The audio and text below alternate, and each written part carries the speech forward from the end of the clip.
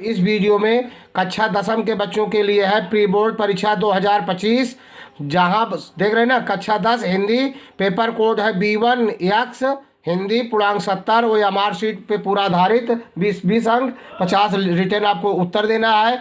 बिल्कुल जीआईसी और एडेड विद्यालयों में प्री बोर्ड के पेपर शुरू हो चुके हैं 11 तारीख से, लेकिन 9, 10, 11, 12 केवल 4 कक्षाओं का, बाकी सबका परीक्षा मार्च में होगा। तो आपको कई सेट पेपर देंगे। देख रहे हैं सेट 2 है ये। पहला पेपर मैंने हिंदी का कक्षा दसम का डाला है, ये दूसरा जा रहा है। अभी आपको तीसरा चौथा पेपर मिलेगा। देख रहे हैं ना, ज़्यादा से ज़्यादा शेयर करिए जिससे आपको अधिक से अधिक पेपर मिले। जितना आप शेयर करेंगे उतना आपको अधिक पेपर मिलता रहेगा। बिल्कुल आपको प्ले लिस्ट में जाइए, बहुत से पेपर आपको मिलेंगे। हर विषय के 10-10, 15-15 सेट मिलेंगे। पूरा संपूर्ण हल मिलेगा। जब आप पूरा देखते हैं तो आपकी पूरी पढ़ाई तैयार हो जाती है। आपको ये नहीं कहना है कि सर ये पेपर नहीं आया। कोई भी पेपर आए, जब आप पढ़ाई किए हैं तो पूरा आपका कंप्लीट है। समझ रहे हैं? जब आप मेरे पेपर से प्लेलिस्ट से आप देखते हैं तो पूरा आपका तैयार हो जाएगा। समझ रहे हैं ना? कोई भी क्वेश्चन आपको छूटेगा नहीं। लेकिन प्लेलिस्ट में जितने भी पेपर हैं सॉल्व करके डाले गए हैं उनको जरूर देखिए, हल करिए, अभी तैयारी कर लीजिए। ठीक है? तो पूरा कई सेट में अगर आपको पेपर चाहिए तो ज़्यादा से ज़्यादा शेयर करना, चैनल को ज़्यादा से ज़्यादा सब्सक्राइब करवाइए, स्वयं सब्सक्राइब करिए। ये निर्देश मैं नहीं कर रहा हूँ। खंड आ बहुविकल्पी प्रश्न है, OMR आंसर शीट पर काले पेन से चिन्ह द्वारा अंकित करें। देख रहे हैं ना, शुक्ल युग से सशक्त आलोचक एवं निबंधकार का नाम रामचंद्र शुक्ल। दूसरा, अर्धनारीश्वर के लेखक हैं विष्णु प्रभाकर। तीसरा, निम्न में से नाटक विधा के लेखक हैं बद्री नारायण चौधरी प्रेमधन। कृति कंकाल कृत के लेखक कौन है? जयशंकर प्रसाद। हिंदी गद्य का वास्तविक इतिहास कब से आरंभ हुआ? 1850 ईस्वी से। जो विकल्प सही उनमें टिक कर दिया गया है। आधुनिक काल की समय अवधि है 1843 ईस्वी से वर्तमान तक। तार सप्तक के संपादक हैं सच्चिदानंद हीरानंद व सायन अज्ञे जी। नई कविता की प्रमुख विशेषता कौन सी है? बौद्धिकता की प्रधानता। ये विकल्प सही है। और इसके अंतर्गत दूसरा भी आता है अति यथार्थवादी दृष्टिकोण। लेकिन दोनों में से दोनों सही है, तो दोनों में ज़्यादा कौन है? बौद्धिकता की प्रधानता। PTO please turn over. Video को पूरा देखेंगे, स्किप नहीं करेंगे, शेयर करना नहीं भूलेंगे। आंगन के पार द्वार के रचयिता सच्चिदानंद हीरानंद व सायन अज्ञे। बी विकल्प सही है। भारतेंद्र युग किस काल के अंतर्गत आता है? आधुनिक काल। हास रस का अस्थाई भाव हास है। हृदय सिंधु में उठता स्वर्गीय ज्वार देख चंद्रानन पंक्ति में अलंकार है, उपमा अलंकार है। सुनत सुमंगल बैन मन प्रमोद तन पुलक भर शरद सरोरूह नयन तुलसी भरे शरे जल। इन पंक्तियों में के दूसरे और चौथे चरण में कितनी मात्राएं हैं? 13 मात्राएं हैं। अध्यक्ष शब्द में प्रयुक्त उपसर्ग है अधि। 4 राहों का समूह का समास बनेगा चौराहा। कमल का पर्यायवाची है पंकज। ए विकल्प सही है। तद पुल्लिंग शब्द का चतुर्थी विभक्ति एक वचन के रूप होगा तस्मयी। जिसके विषय में कुछ कहा जाता है उसे कहते हैं उद्देश्य। बी विकल्प सही है, उद्देश्य। मोहन अच्छी पुस्तकें पढ़ता है या किस प्रकार का वाच्य प्रयोग है? मोहन कर्ता प्रधान है, कर्तर प्रयोग है इसमें। देख रहे ना। फिर परिणामवाचक क्रिया विशेषण है परिणाम 2। सी विकल्प। वर्णनात्मक प्रश्न है। निम्नलिखित में नीचे दिए गए गद्यांश किसी एक गद्यांश पर आधारित प्रश्नों का उत्तर दीजिए।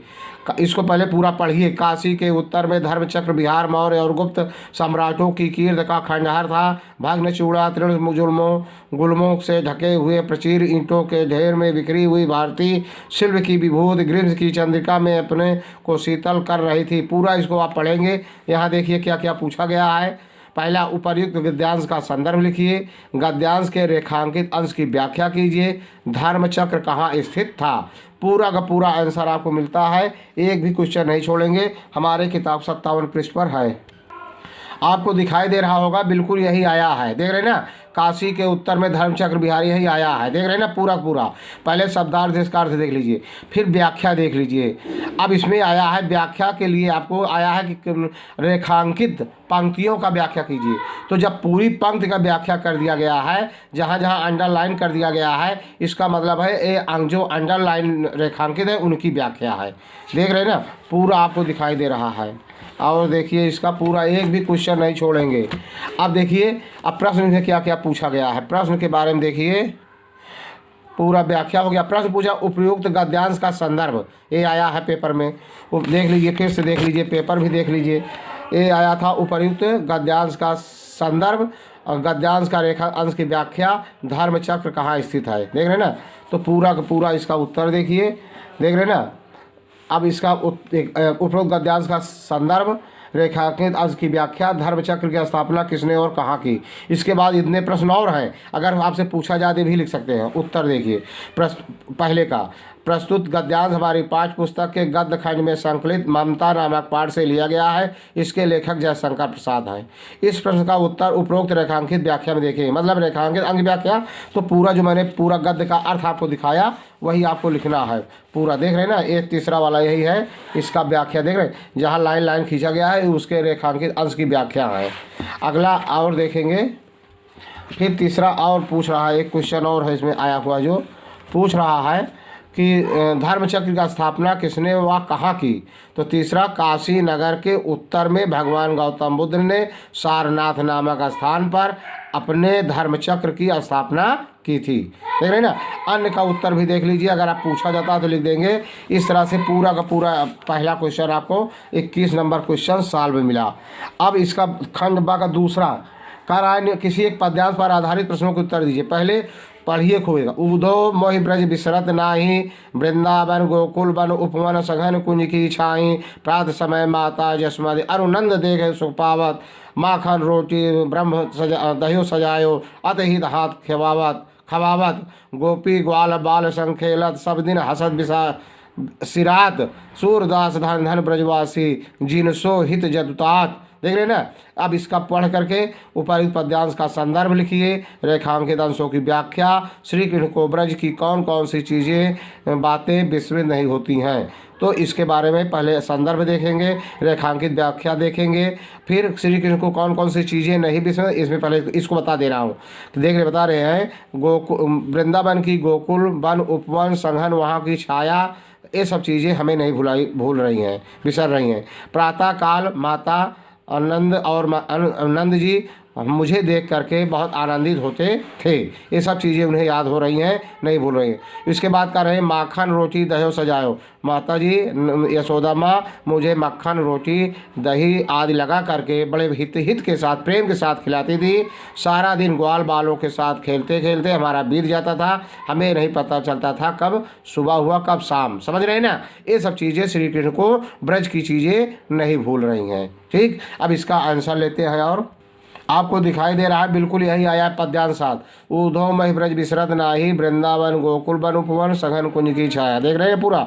इसका शब्दार्थ देख लीजिए, इसका भावार्थ पूरा देख लीजिए, व्याख्या देख लीजिए, देख रहे हैं ना। आपको संदर्भ इसमें हम आपको बता रहे हैं कैसे लिखना है, और इसके बारे में काव्यगत रस छंद अलंकार पूरा आप देख लीजिए। गोपियों गोकुल क्या नहीं बिसर रहा उसको मैंने बता दिया। संदर्भ कैसे आप लिखेंगे इसको भी देख लीजिए। पूरा संदर्भ आपको जब पता हो जाएगा तो बिल्कुल आपसे देखिए संदर्भ लिखेंगे। प्रस्तुत पद हमारी पाठ्य पुस्तक के खंड काव्य खंड के पद शीर्षक से उद्धृत है या सूरदास द्वारा रचित सूरसागर महाकाव्य से लिया गया है। एक संदर्भ हो गया, और आपको व्याख्या हो गया, और पूरा प्रश्न इसके बाद आया था कौन कौन सी चीज़ें हैं जो श्री कृष्ण को नहीं भूल रही हैं, उनके बारे में ही आपको बता दिया गया, देख रहे हैं ना।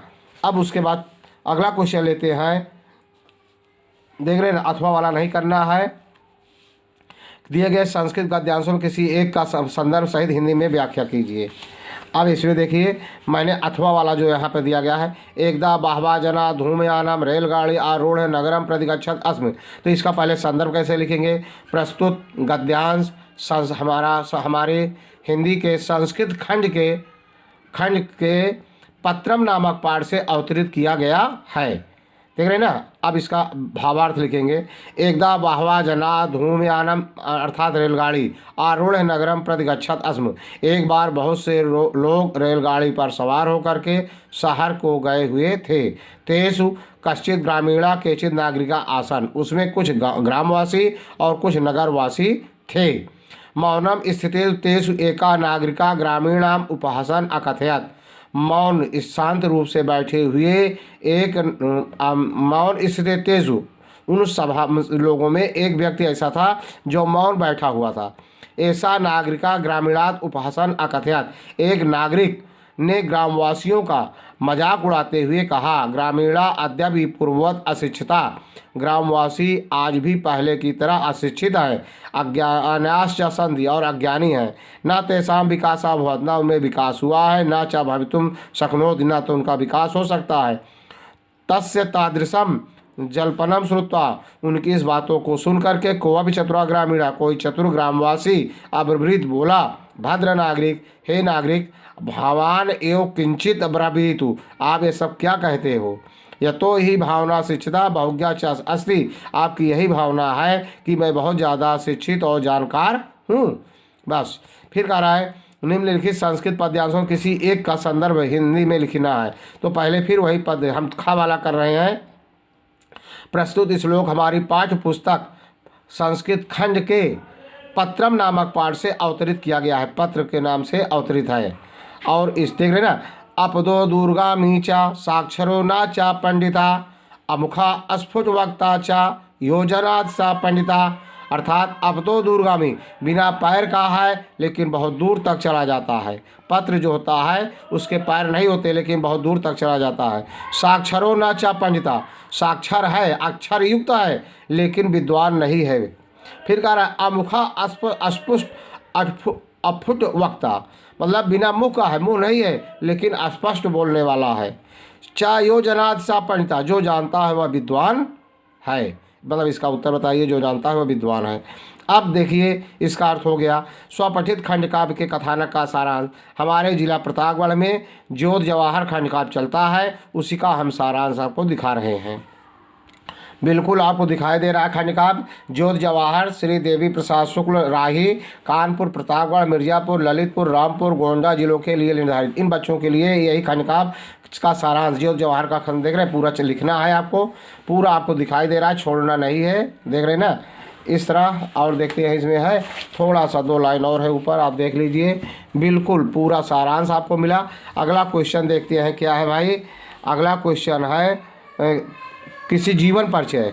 जीवन परिचय है का और खा में। इसमें जीवन परिचय देते हुए उनकी एक प्रमुख रचना का नाम लिखिए। ये लेखक है डॉक्टर राजेंद्र प्रसाद जयशंकर रामधारी। ये आपकी किताब में देख के आप अभी से याद कर लीजिए, बहुत आते हैं लिखने के लिए। एक पद का है तुलसीदास महादेव मैथिली शरण, बिल्कुल आप याद कर लीजिए। दोनों रचनाएं अपनी किताब से, अपनी पाठ्य पुस्तक से खंड काव्य से किया कोई एक श्लोक लिखिए जो इस प्रश्न पत्र में आया हो। बिल्कुल आपको ये ध्यान देना है, अपनी पाठ्य पुस्तक में से कंठस्थ किया हुआ। बिल्कुल ये बार बार पूछा जाता है, बिल्कुल याद कर लीजिए। कॉमन क्वेश्चन है जहाँ जो पेपर आएगा। छात्रावास की जीवन शैली विषय पर अपने मित्र को पत्र लिखिए। आप छात्रावास में रहने का आपको जो अनुभव प्राप्त है उसके बारे में अपने मित्र को पत्र लिखिए, बताइए क्या क्या आपको लाभ हुआ वहाँ से या कैसा है। अगला है 9वां निम्नलिखित प्रश्नों किसी 2 प्रश्नों को उत्तर संस्कृत में दीजिए। तो पहले गा वाला देखिए, भूमे गुरुता किम अस्ति, भूम से बड़ा कौन है। तो भूमे गुरुता किम की जगह लिखेंगे माता अस्ति, भूमे गुरुता माता अस्ति। फिर है ज्ञानम कुत्र संभवति, ज्ञान कहाँ संभव है। तो आप लिखेंगे ज्ञानम कुत्र की जगह सर्वत्र संभवति, ज्ञान हर जगह संभव है। फिर अगला 10वां क्वेश्चन है, एक पर निबंध लिखना है। जीवन में कंप्यूटर का महत्व, जीवन में खेलकूद की उपयोगिता, प्रदूषण की समस्या और समाधान, विज्ञान अभिशाप या वरदान। तो जीवन में खेलकूद की उपयोगिता का हम आपको दिखा रहे हैं, बिल्कुल आपको दिखाई दे रहा है। तीसरा देख रहे ना, शिक्षा में खेलकूद का महत्व। फिर है जीवन में खेलकूद का महत्व, देख रहे हैं शिक्षा और खेलकूद। ये किसी भी शीर्षक से आए आपको, जीवन में खेलकूद की उपयोगिता किसी भी यही आया है, जीवन में खेलकूद की उपयोगिता, देख रहे ना। बिल्कुल इसका टाइटल इतने प्रकार से बनाया जा सकता है, बिल्कुल आपको लिखना है, पूरा छोड़ना नहीं है। आगे देख लीजिए क्या है इसमें लिखा गया है, या आपको पूरा का पूरा यहाँ से चले आइए। आपको जो जितना एक बार पढ़ लेना, जितना याद हो जाए उतना लिख देना बस। देख रहे हैं, नकल नहीं करना है, टाप करना है। उपसंहार देख रहे हैं ना, ये है। बिल्कुल वीडियो आपको अच्छा लगा हो तो लाइक, सब्सक्राइब, शेयर पूरे भारत में करना। जय हिंद, जय भारत।